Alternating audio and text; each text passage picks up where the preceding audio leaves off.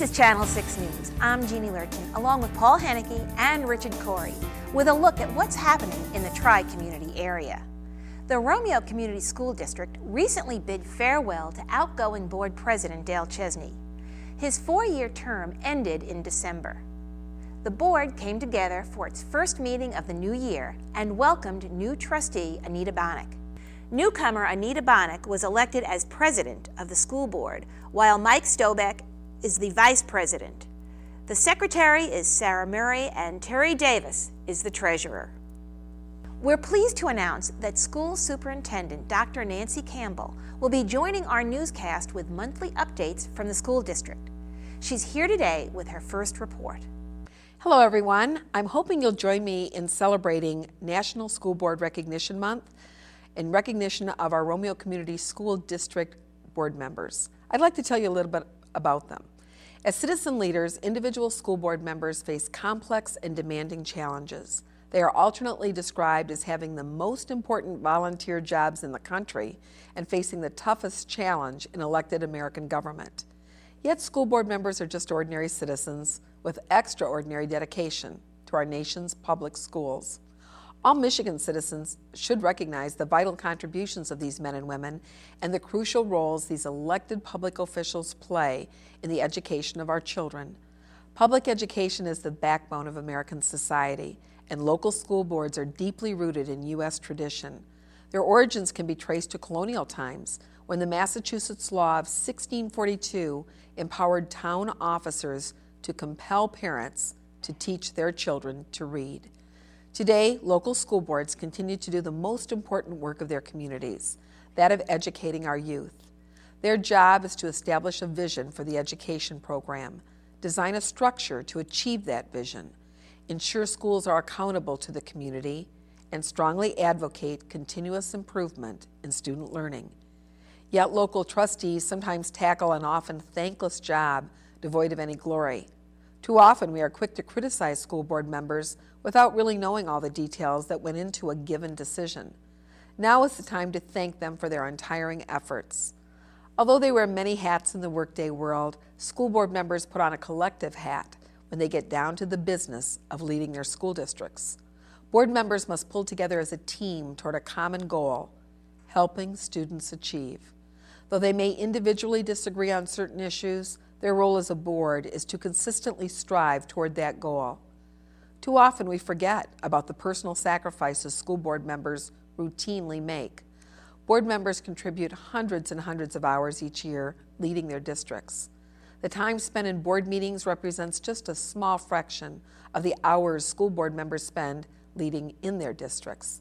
They also work hard at seminars and training sessions to keep abreast of the latest trends in educational leadership, are deeply involved in community activities, and spend many hours in the schools and at extracurricular events.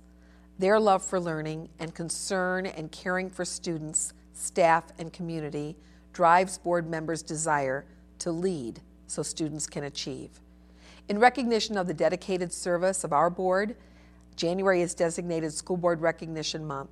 This is a time to show our appreciation and begin to better understand how local trustees work together to provide a better future for our children. In January, join with others from throughout our district and state to salute the men and women who provide grassroots governance of our public schools.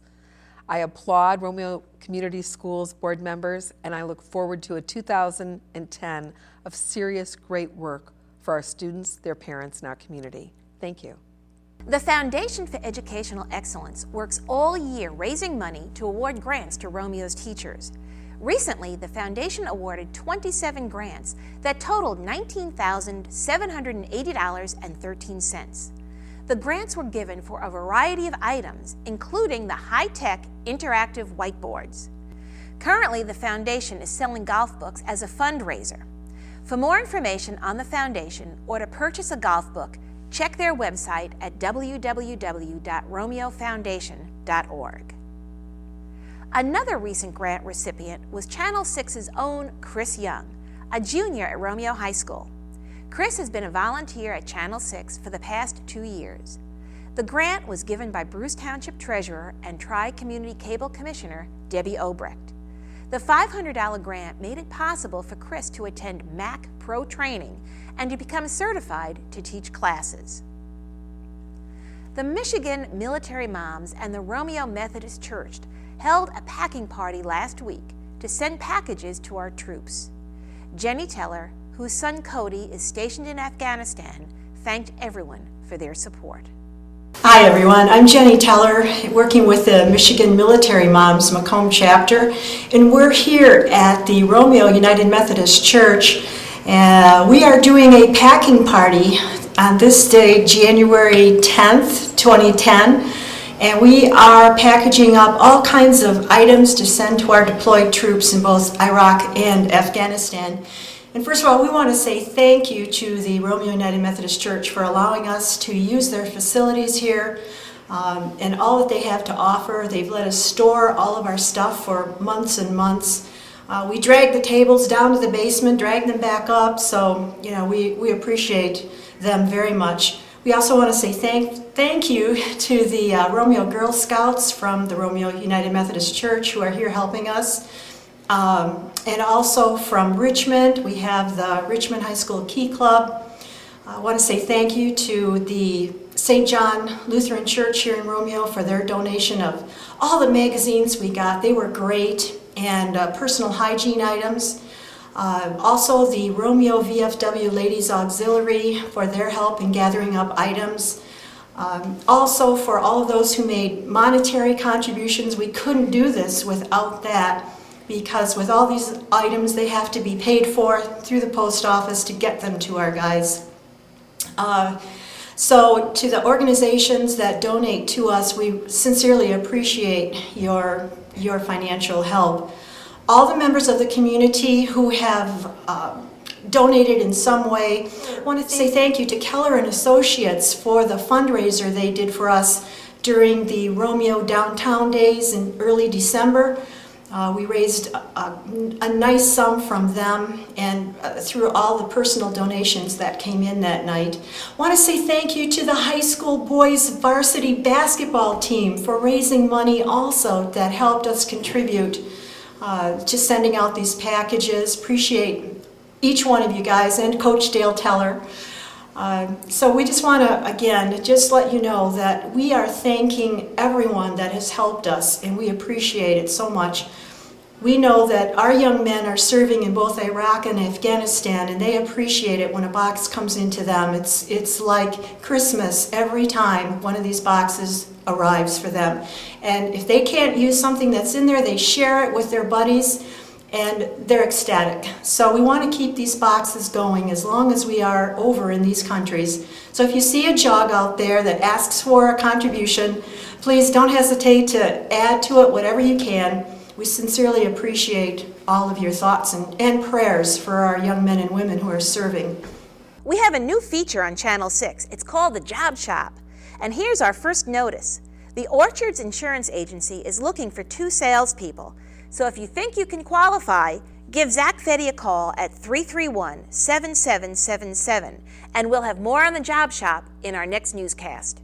A large group of Sauer Kraut lovers got together in Bruce Township last week at George Vanhoutte's farm to learn the lost art of making sauerkraut.